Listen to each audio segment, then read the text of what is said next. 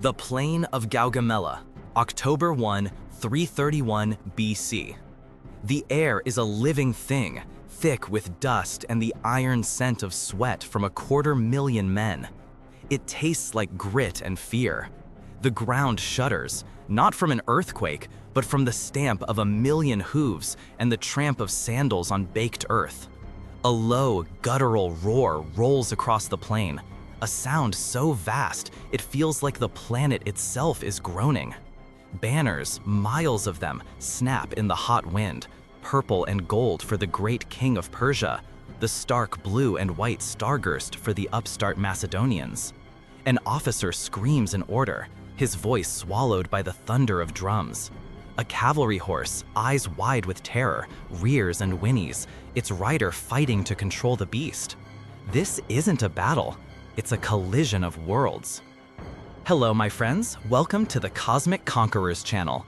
Before we begin, please subscribe and hit the bell so you don't miss any of our new content, and share this story with friends so it reaches as many people as possible. If you have a story idea, drop it in the comments. Maybe we'll use it in the next video. Let's begin the story. Pay close attention, because there is one small decision made before the dawn that will change the destiny of nations. The man at the center of the Persian world, Darius III, the King of Kings, had every reason to be confident. 2 years had passed since the humiliation at Issus, where his army was routed, and his own mother, wife, and daughters were captured by the boy king from the west. 2 years he had spent gathering the might of an empire that stretched from the Aegean Sea to the Indus River. Now, on this wide, flat plain he had personally selected and leveled, his force was a thing of legend. Scythian horse archers, Indian war elephants, Greek mercenaries, the fearsome Bactrian cavalry, and, at its heart, his personal guard, the 10,000 immortals. And, his special surprise, 200 scythed chariots designed for one purpose, to shred the flesh and bone of the Macedonian Phalanx. His opponent, Alexander of Macedon, had only 47,000 men. He was impossibly, suicidally outnumbered. His kingdom was bankrupt, his soldiers hadn't been paid in months, and they were 1,000 miles from home. His entire future, the future of Hellenic civilization, was staked on this single, desperate throw of the dice. The Persian Empire wasn't just a military objective. It was Alexander's bank, his future, and the only way home. The night before, his most trusted general, the old and grizzled Parmenion, had come to his tent. Parmenion was a veteran of Alexander's father, Philip II. He was cautious, pragmatic, and saw the world in numbers. "The numbers are against us, my king," he'd argued. "They are too many. Let us attack tonight under the cover of darkness. We can spread confusion in their camp, sow chaos. It's our only chance." Alexander looked at the old man, a warrior who had taught him much. But Alexander was not his father. Philip had been a politician with an army. Alexander was a force of nature with a crown. He was driven by pothos, an untranslatable Greek word meaning a yearning, a deep divine longing for what lay beyond the horizon. He wasn't here to trick his way into history. He was here to seize it by the throat in the full light of day. He replied with a line that would echo for eternity: "I will not steal a victory." That was the decision. No shadows, no tricks. He would face the dawn, and with it, the largest army ever assembled. As the sun climbed, the two armies faced each other. Darius's line was a 4-mile-long wall of humanity. Alexander's was a compact, tightly coiled spring of deadly potential. The Macedonians began to advance, but they did something strange. Instead of marching straight ahead, they began to move to their right, diagonally across the Persian front. It was a bizarre oblique advance. The Persians, confused, mirrored the movement, shuffling their own vast left flank to prevent being outflanked. Darius watched, a knot of anxiety tightening in his chest. What was the boy doing? This wasn't a conventional attack. It was a puzzle.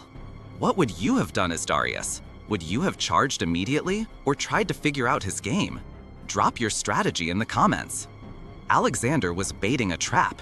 He was intentionally stretching the Persian line, forcing it to move, to thin out, to create weaknesses. The further right he moved, the more Darius's left-wing cavalry commander, the satrap Bessus, had to extend his own line to match him. Bessus, a powerful nobleman with royal blood and ambitions of his own, was proud and aggressive. He wouldn't let this Macedonian upstart get around him. The bait was being taken. Then Darius gave the signal. The earth-shaking rumble of the scythed chariots began. Heavy wooden carts, drawn by armored horses, with long, sharp blades spinning out from the axles, designed to cut a man in half at the waist. They thundered toward the Macedonian phalanx, a terrifying, unstoppable wave of whirling steel. This was the moment Darius believed would break the Macedonian spirit. But Alexander was a student of war. He had anticipated this.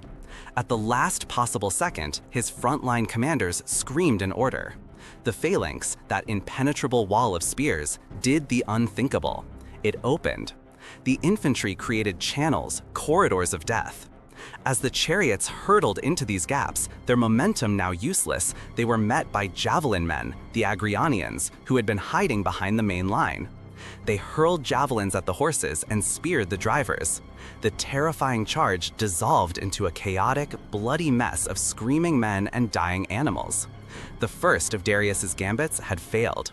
The psychological blow to the Persians was immense. The real battle now began.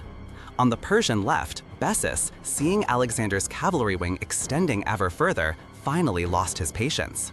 He ordered his elite Bactrian and Scythian horsemen to charge, to finally crush this exposed flank. But this was exactly what Alexander had been waiting for. Bessus's charge, intended to envelop the Macedonians, had done the one thing Alexander needed. It had created a gap between Bessus's cavalry and the Persian center, where Darius himself stood. It was a sliver of an opening, a moment, a breath, and Alexander took it. Wheeling his own formation with breathtaking speed, he formed his elite Companion Cavalry into a wedge. With himself at its very tip, astride his legendary horse Bucephalus, he aimed not at the army, but at the man. It was a spear point aimed directly at the heart of the Persian Empire. The charge was an explosion of motion. 3,000 of the finest horsemen in the world, a solid triangle of bronze, iron, and muscle, slammed into the Persian line. They crashed through the Greek mercenaries and the royal guards, a hurricane of violence cutting a path straight toward the great king's gilded chariot. The fighting was hand-to-hand, brutal and intimate. Alexander was in the thick of it, his spear breaking, grabbing another from a companion, his helmet deflecting a sword blow that grazed his scalp. He was a whirlwind of destruction, a leader fighting not from the rear, but at the very front of the assault. Darius watched in horror as this blonde-haired demon carved through his best troops. The immortals, his personal bodyguards, fought and died with incredible bravery, but they couldn't stop the tidal wave. Javelins began landing near his chariot. His own charioteer was struck down. The Macedonian cavalry was now almost upon him. Around him, his lines were wavering, not yet broken, but terrified by the sheer ferocity of this targeted strike. He was the king, the living symbol of the empire. If he fell, the empire would fall with him. He made a choice. He turned his chariot and fled the field. It's a moment often cited as cowardice, but the reality was more complex. His command structure was already beginning to fray. The loyalty of his satraps, like Bessus, was always conditional, tied to his success. To stay and die might have been heroic, but to flee was to keep the idea of the empire alive, to give him a chance to rally its vast resources from the eastern provinces for another fight, or so he must have told himself. As Darius fled, panic rippled through the Persian center and left flank. The king was gone, the battle was lost. They broke and ran, Bessus and his Bactrians among the first to abandon the field entirely. But the battle wasn't over. While Alexander was executing his brilliant history-making charge, on the other side of the field, his left wing was dying. The old general Parmenion was in desperate trouble. The Persian right wing, under the brilliant satrap Mazaeus, had hammered his lines, broken through, and was now rampaging through the Macedonian camp, moments from completely enveloping and annihilating Parmenion's entire force. A desperate galloper, covered in blood and dust, reached Alexander just as he was preparing to pursue Darius. The message was grim. The left is broken. Parmenion is surrounded. We need aid or all is lost. This was Alexander's second great test of the day, a test of character, not just tactics. Ahead of him was Darius, the man, the prize, the end of the war. To capture him would be to conquer the world in a single afternoon. Behind him was his army, his friends, the men who had followed him to the edge of the known world. Loyalty or glory? What would you choose? Pursue the king or save your men? Alexander made the agonizing choice. He reined in his horse, his face a mask of frustration and duty. He gave the order to abandon the pursuit of Darius and wheel his victorious cavalry around to save Parmenion. He slammed into Mazaeus' triumphant cavalry from the rear. The fighting there was, by all accounts, the most savage of the day. The Persians, caught between Parmenion's desperate defense and Alexander's furious counterattack, were slaughtered. Alexander had saved his army, but Darius was gone. The dust began to settle on the plain of Gaugamela. It was a scene of utter carnage. Tens of thousands of Persians lay dead or dying. The Macedonians had won a victory so total, so decisive, it seemed impossible. They had shattered the greatest army on earth. And here is the twist, the detail that often gets lost in the heroic tales. When the reports came in, they revealed that Bessus, the commander of the powerful Persian left flank cavalry, had not simply fled when Darius did. He had disengaged and withdrawn his forces before the center had fully collapsed. His early flight was a signal to others that the cause was lost. It was less a rout and more of a resignation. His ambition was well known. With Darius defeated and on the run, Bessus saw an opportunity not to save the empire, but to inherit it. Darius's flight wasn't just caused by Alexander's charge. It was sealed by the betrayal of his own noblemen. The great king wasn't just defeated by an outside enemy. He was being eaten alive from within by the very men sworn to protect him. In the coming months, this betrayal would become reality. Darius would be murdered not by a Macedonian spear, but by Bessus, who then declared himself the new great king. Alexander's war of conquest would transform into a grim manhunt to avenge the king he had defeated.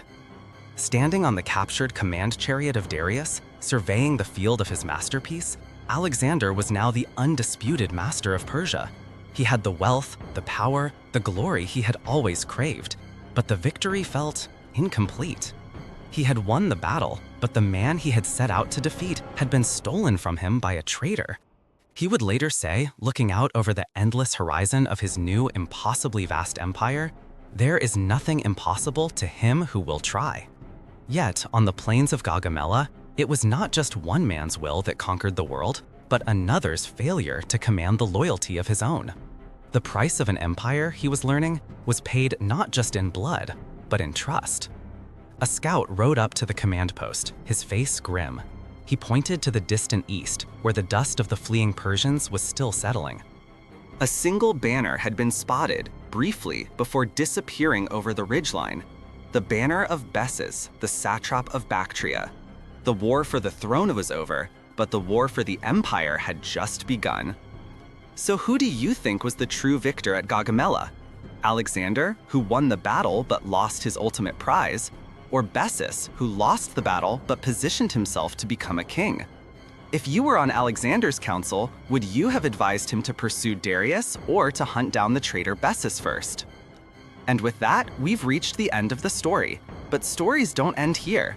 If you liked this one, don't forget to like and subscribe to the channel so you don't miss any new stories. And if something caught your attention, leave it in the comments and let's discuss it together. I'll be waiting for your opinions. See you in the next story. Goodbye.